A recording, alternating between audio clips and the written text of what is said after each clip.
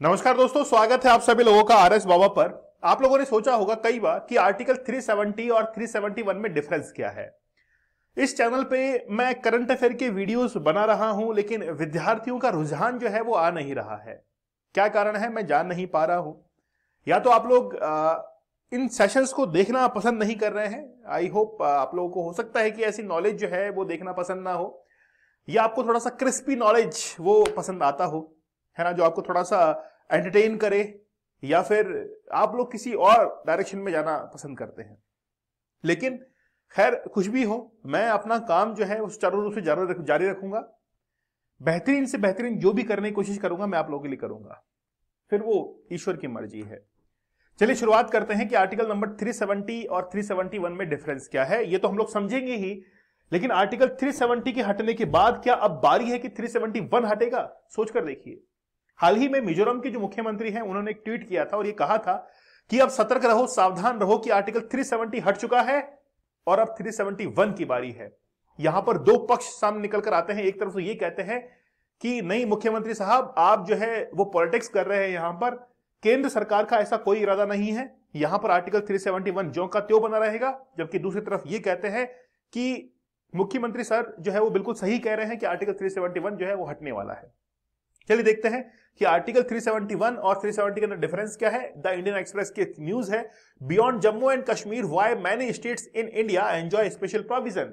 आखिरकार जम्मू कश्मीर के अलावा और कई स्टेट्स जो है उनके पास में स्पेशल प्रोविजन उनको दिया क्यों गया है, उसके रीजंस के बारे में हम लोग बात करेंगे।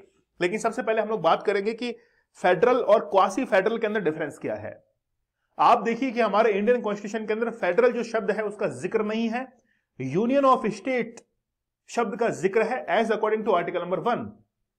ठीक है, तो बेसिकली उसमें कहा गया है कि ये फेडरल जो है हमारे कॉन्स्टिट्यूशन में नहीं है, लेकिन हम लोग बोलने के अंदर, लिखने के अंदर कई बार इस शब्द को यूज करते हैं। तो दो वर्ड यहां पर है, एक तो है फेडरल, एक है क्वासी फेडरल।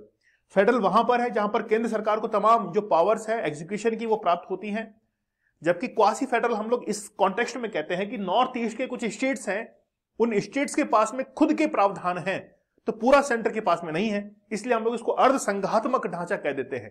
क्वासी जुडिशरी जो है, क्वासी जो फेडरलिज्म है वो हम लोग कह देते हैं। ठीक है, तो ये पहले आप लोगों को समझना पड़ेगा। जब हम लोग नॉर्थ ईस्ट स्टेट्स की बात करते हैं तो वहां पर एक ही स्टेट के अंदर मणिपुर, मिजोरम, मेघालय, अरुणाचल प्रदेश, सिक्किम, नागालैंड, एक स्टेट के अंदर आप लोग उठा के देखेंगे तो एक ही स्टेट के अंदर बहुत सारे रिलीजन को मानने वाले लोग रहते हैं, बहुत सारे धार्मिक संप्रदाय के लोग हैं, बहुत सारी भाषाएं बोलते हैं। इतना ज्यादा डाइवर्सिफिकेशन है कि उस चीज को लेकर भी कई बार कॉन्फ्लिक्ट होना शुरू हो जाते हैं।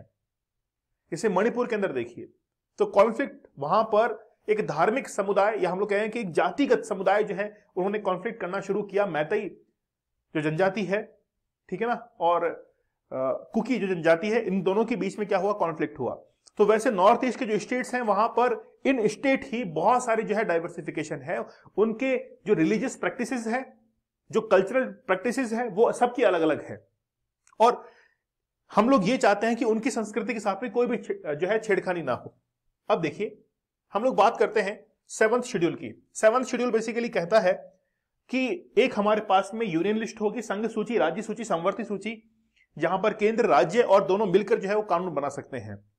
लेकिन कुछ स्टेट्स ऐसे हैं, नॉर्थ ईस्ट स्टेट, जिनको खुद का कानून बनाने का अधिकार है। सुप्रीम कोर्ट भी वहां पर दखल नहीं दे सकता। जैसे हम लोग नागालैंड की बात करें, नागालैंड के अंदर कुछ भी हो, सुप्रीम कोर्ट के प्रोविजन या सुप्रीम कोर्ट अगर कोई दखल देना चाहे तो वहां पर दखल नहीं दे सकता है। वहां पे खुद के जो है वो उनके कानून है। ठीक है, तो कई सारे स्टेट्स हैं, चलिए बात करते हैं हम लोग उनके बारे में। तो आर्टिकल 370 जो कि जम्मू कश्मीर को एक स्पेशल राइट का जो है वो दर्जा देता है, स्पेशल स्टेट का, लेकिन उसके अलावा आर्टिकल 371 से लगाकर 371A, 371B, C, D, E, F, G, H, I, ये जो आर्टिकल्स हैं ये कुछ स्टेट्स को एक स्पेशल प्रोविजन देते हैं। जैसे हम लोग बात करें कि इन पहले जब 371 को लगाया गया था तो एक टेम्परेरी टैग उनको दिया गया था कि हम लोग बेसिकली टेम्परेरी लगा रहे हैं। जैसे याद कीजिए रिजर्वेशन जब शुरू में लगा था तो केवल 10 साल के लगा था, बोला टेम्परेरी है, बाद में हटा देंगे, आज तक हट नहीं पाया है। 371 को भी एज ए टेम्परेरी लगाया गया था, लेकिन अब तक जो है वो हट नहीं पाया है। क्या रीजंस है उसको हम लोग जान लेते हैं। सबसे पहले स्टेट्स की लिस्ट देखिए यहां पर। सबसे पहले आर्टिकल नंबर 371, जहां पर महाराष्ट्र, गुजरात, सौराष्ट्र, काठियावाड़, ये जो क्षेत्र है उनके लिए स्पेशल बोर्ड्स बनाए जाएंगे, डेवलपमेंट बोर्ड, ताकि वहां पर ऐसे क्षेत्र जिनका विकास नहीं हुआ है उनको उस बोर्ड के माध्यम से जो है विकसित किया जाए। दूसरा 371A देखिए, नागालैंड की बात करें। नागालैंड एक ऐसा स्टेट है जहां पर सुप्रीम कोर्ट के ऑर्डर भी लागू नहीं होते हैं। वहां पर खुद की जो असेंबली है, लेजिस्लेटिव असेंबली, वो उनके लिए कानून बनाती है और वही लागू होते हैं। यहां तक कि वहां राष्ट्रपति जो है वो भी कोई दखल अंदाजी नहीं कर सकते हैं। तो आप लोग मान के चलिए कि कितना सिक्योर ये क्षेत्र है। 371 की बी की बात करेंगे तो आसाम के लिए है, ठीक है, मणिपुर, फिर है आंध्र प्रदेश। अब देखिए यहां पर दो आर्टिकल हैं, डी और ई।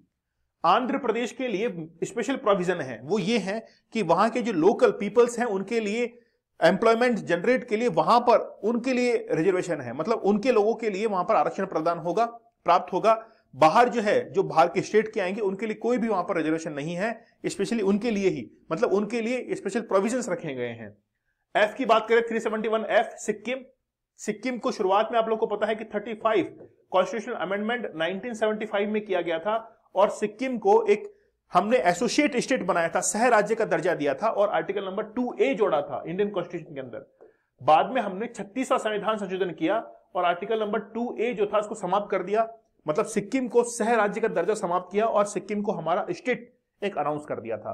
और उसके बाद में पूरे भारत के अंदर एकमात्र लेजिस्लेटिव असेंबली ऐसी है सिक्किम, जहां पर धर्म के आधार पर आरक्षण होता है, धर्म के आधार पर, बाकी जाति के आधार पर होता है। SC ST को आरक्षण मिलता है लोकसभा के अंदर, लेकिन सिक्किम के अंदर एकमात्र स्टेट ऐसा है जहां पे धर्म के आधार पर आरक्षण दिया जाता है और वह है बुद्धिज्म। 371G, जी के लिए मिजोरम। फिर देखिए H जो है अरुणाचल प्रदेश के लिए, 371I गोवा, कर्नाटका। तो ये तमाम जो है इनको स्पेशल राइट्स प्राप्त है। जैसे गुजरात की बात करें तो यहां पर एक सेपरेट डेवलपमेंट बोर्ड होगा जिसकी मदद से सौराष्ट्र है, कच्छ है, मराठवाड़ा है ना, इन क्षेत्रों को क्या किया जाएगा, विकसित किया जाएगा। नागालैंड के लिए मैंने बता ही दिया। लेकिन इससे इतर हमारी आज की जो चर्चा है वो इस बात पर है कि 370 को हटाया तो 371 भी क्या हट सकते हैं। तो हाल ही में अमित शाह के द्वारा कहा गया था कि 370 को हटाया, इसका मतलब ये नहीं है कि हम लोग 371 को हटाएंगे। 371 ज्यों का त्यों बना रहेगा, क्योंकि वहां पर जितने भी जो कल्चरल प्रैक्टिसेस होती है उनको बचाए रखने के लिए 371 जरूरी है। और ऊपर से वहां पर जितने भी इंसर्जेंट ग्रुप है, छोटे मोटे सैनिक गुट जो बने हुए हैं, जो बार बार मांग करते हैं कि हम लोग इन स्टेट्स को अलग कर देंगे, तो उनको भी प्रोटेक्ट करने के लिए, मतलब उनको जो है दूर करने के लिए यहां पर 370 होना जरूरी है। दूसरी बात यह भी है, जिस आधार पर जम्मू कश्मीर भारत के अंदर मिला था, इंस्ट्रूमेंटेशन ऑफ एक्सेशन 26 अक्टूबर 1947 को साइन किया था राजा हरि सिंह ने पटेल के साथ में। तो जम्मू कश्मीर के मिलने का प्रोविजन अलग था, जबकि ऐसा किसी भी नॉर्थ ईस्ट स्टेट के पास में नहीं है। मतलब 370 जो लागू है वहां पर डिस्टर्बेंस ज्यादा है, जबकि 371 के लिए हमको इतना डर नहीं है। वहां पर केवल हमको जो रिलीजियस और वहां की हम लोग कह सकते हैं कि जो कल्चरल एक्टिविटीज है, केवल उसको प्रोटेक्ट करना है। वहां पर ऐसी घटनाएं नहीं होती हैं कि देश से अलग होने की घटनाएं वहां पर नहीं होती हैं। तो ये बेसिकली डिफरेंस है वहां पर। और 371 जो है वो जो का त्यों बना रहेगा, ठीक है। अच्छा, अब देखिए दिल्ली, जिस स्टेट की हम लोग बात करते हैं, कैपिटल रीजन है, उसके लिए आर्टिकल 239A है। याद रखना, दिल्ली का जिक्र आर्टिकल नंबर 1 के अंदर नहीं है, या हम लोग कहें कि शेड्यूल 1 में नहीं है। अनुसूची 1 में दिल्ली का जिक्र नहीं है, उसका जिक्र आर्टिकल नंबर 239A के अंदर किया गया है। आप लोग को पता भी ये भी होगा कि दिल्ली के जो सीएम है उनकी नियुक्ति राष्ट्रपति के द्वारा की जाती है, ना कि वहां के राज्यपाल के द्वारा। और वहां पे राज्यपाल होता ही नहीं, उपराज्यपाल होते हैं। तो दिल्ली को भी एक स्पेशल प्रोविजन जो है वो दिया गया है इंडियन कॉन्स्टिट्यूशन के अंदर। ओके, अच्छा, एक टर्म और है ILP, इनर लाइन परमिट। आप जितने भी नॉर्थ ईस्ट स्टेट हैं, जिनके अंदर आसाम है, मेघालय है, मणिपुर है, त्रिपुरा है, अगर इनके अंदर आपको एज ए टूरिस्ट वहां पे जाना है तो आपको ILP लेना पड़ेगा, इनर लाइन परमिट आप लोग को लेना पड़ेगा, तभी आप घूम सकते हैं। और ये ILP वहां के गवर्नर देते हैं, जबकि आप राष्ट्रपति, प्रधानमंत्री, सेंट्रल जो गवर्नमेंट है उनके एम्प्लॉइज को ILP लेने की जरूरत नहीं है। केवल टूरिस्ट, एक तरीके से वीजा हम लोग कह सकते हैं, जिसमें जिक्र होता है कि आप कितने दिन तक नॉर्थ ईस्ट के स्टेट्स के अंदर रुकेंगे, है ना। इनर लाइन परमिट जो है हम लोग इसको कहते हैं। तो बेसिकली ये चर्चा हमारी यहां पर समाप्त होती है कि आर्टिकल 370 और 371 में डिफरेंस क्या है। 371 हटा है तो क्या 371 जो है वो भी हटेंगे, तो ये आपको क्लेरिफाई हो चुका होगा, ठीक है। चलिए, लेक्चर कैसा लगा मुझे आप लोग कमेंट सेक्शन में जरूर बताना। आई होप आप लोग के नॉलेज के अंदर, ज्ञान के अंदर इजाफा जरूर हुआ होगा, ये बात तो आप लोग मानेंगे, ठीक है। जूनियर अकाउंटेंट पेपर 2 के लिए हमने 6 सब्जेक्ट जो है वो पढ़ाए हैं। वीडियो कोर्स अवेलेबल है। पेपर 1 पेपर 2 की टेस्ट सीरीज भी आप लोग के लिए अवेलेबल है। 999 के अंदर ये कोर्स अवेलेबल है, आप लोग इसको जरूर जो है अवेल कीजिए। अगर आप लोग चाहें तो टेस्ट सीरीज को अलग से भी ले सकते हैं। पेपर 1 पेपर 2 की टॉपिक वाइज जो टेस्ट सीरीज है फुल डिटेल सॉल्यूशन के साथ में आप लोग को मिल जाएगी। एप्लीकेशन जरूर डाउनलोड करें। आरएस बाबा दीपक सर, टेलीग्राम चैनल है दीपक सर ऑफिशियल और आरएस बाबा दीपक सर, आप लोग इसको ज्वाइन कर लीजिए। लेक्चर की पीडीएफ जो है वो आप लोग को यहां पर अवेलेबल हो जाएगी। ठीक है, तो मिलते हैं आप लोगों से अगले लेक्चर में, तब तक के धन्यवाद, थैंक यू, जय हिंद।